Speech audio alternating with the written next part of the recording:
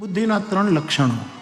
આમ તો ગીતાએ પણ બુદ્ધિની વાતો કરી બધી જ રીતે, પણ બુદ્ધ પુરુષોની ભાષામાં બુદ્ધિના 3 વસ્તુ છે.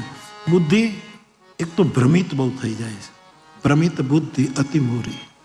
ભ્રમિત એક જ્યારે મને તમને બહુ વિચારો આવે, બુદ્ધિ આમને વિચાર કર્યા જ કરે, આમ કરવું, આ થાય, આ છે, આમ કેમ હશે, ત્યારે બુદ્ધિ શ્રમિત થાય છે, થાકી જાય બુદ્ધિ. એટલા માટે પરમાત્મા તત્વ બુદ્ધિથી પર બતાવ્યું કે તમે થાકી જશો. શ્રમિત બુદ્ધિ, ભ્રમિત બુદ્ધિ, અને એક ત્રીજી વિસ્મિત બુદ્ધિ. આ બધું કેમ છે? આ બધું કોણે ઊભું કર્યું?